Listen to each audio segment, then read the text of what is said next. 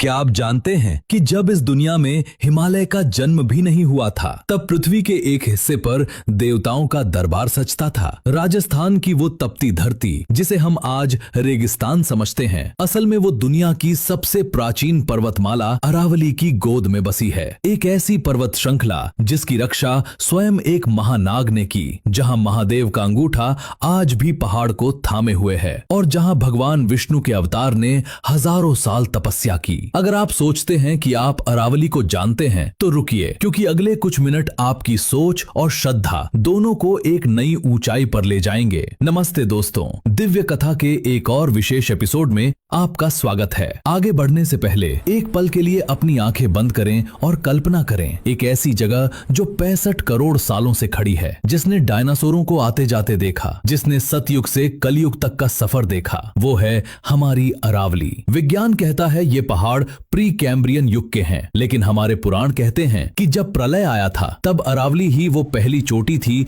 जो समुद्र के ऊपर दिखाई दी थी। इसे पृथ्वी की नाभि भी कहा जाता है। चलिए चलते हैं त्रेता युग में। माउंट आबू, जिसे आज हम एक हिल स्टेशन मानते हैं, उसका असली नाम था अर्बुदाचल। महर्षि वशिष्ठ यहाँ अपनी गौ माता नंदिनी के साथ तपस्या करते थे। एक शाम नंदिनी चढ़ते चढ़ते एक गहरी और अंधेरी खाई में गिर गई। वो खाई इतनी गहरी थी कि उसका अंत पाताल तक था। ऋषि वशिष्ठ व्याकुल हो उठे। उन्होंने शिव की आराधना की। तब भगवान शिव ने अर्बुदनाग को भेजा। अर्बुदनाग ने एक ऐसा त्याग किया जो आज के युग में अकल्पनीय है। उन्होंने उस पूरी खाई को अपने विशाल शरीर से भर दिया ताकि नंदिनी ऊपर आ सके। ऋषि वशिष्ठ ने प्रसन्न होकर वरदान दिया कि ये पर्वत आज से तुम्हारे नाम अर्बुदाचल से जाना जाएगा। सोचिए दोस्तों, एक नाग का ऐसा समर्पण, क्या आज हम प्रकृति के लिए इतना भी त्याग कर सकते हैं? कमेंट्स में अपनी राय जरूर दें। कहानी अब उस मोड़ पर है जहां हम साक्षात ईश्वर के पद चिन्हों को देखेंगे, लेकिन उससे पहले अगर आपको हमारे पूर्वजों का ये गौरवशाली इतिहास पसंद आ रहा है तो इस वीडियो को अभी लाइक करें। हमारे चैनल को सब्सक्राइब करना ना भूलें, क्योंकि ऐसी दिव्य कथाएं ही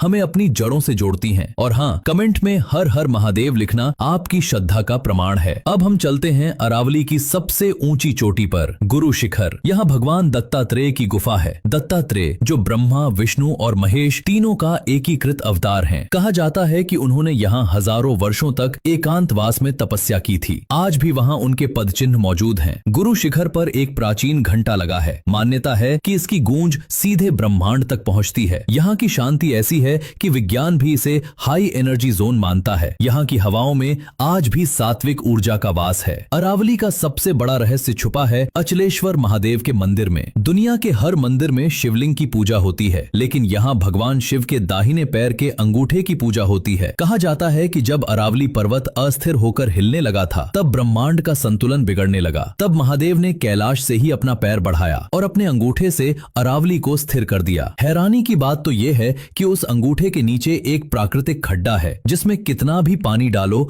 वो कभी भरता नहीं। वो पानी कहाँ जाता है, आज तक विज्ञान भी नहीं समझ पाया। क्या आप इसे चमत्कार मानेंगे या ईश्वरीय शक्ति? भक्तों, अरावली सिर्फ आस्था नहीं बल्कि अस्तित्व भी है। ये पहाड़ राजस्थान को मरुस्थल बनने से रोकते हैं। ये ऋषियों की तपोभूमि रही है, जहाँ महाराणा प्रताप जैसे वीरों ने शरण ली। यहाँ के हर पत्थर में त्याग, तपस्या और वीरता का इतिहास है। तो ये थी अरावली की वो दिव्य यात्रा जो हमें सिखाती है कि हमारी जड़ें कितनी गहरी हैं। ये पहाड़ हमें धैर्य, शक्ति और अटूट विश्वास की सीख देते हैं। अगली बार जब आप अरावली की इन वादियों से गुजरें तो श्रद्धा से अपना सिर जरूर झुकाइएगा, क्योंकि आप उस भूमि पर हैं जिसे देवताओं ने अपना घर चुना था। अगर आप चाहते हैं कि मैं राजस्थान के किसी और रहस्यमयी मंदिर पर वीडियो बनाऊं, तो उस मंदिर का नाम नीचे कमेंट करें। इस वीडियो को अपने परिवार के साथ शेयर करें ताकि हमारी आने वाली पीढ़ी भी अपनी संस्कृति को जान सके। मिलते हैं अगली दिव्य कथा में। तब तक के लिए जय श्री राम।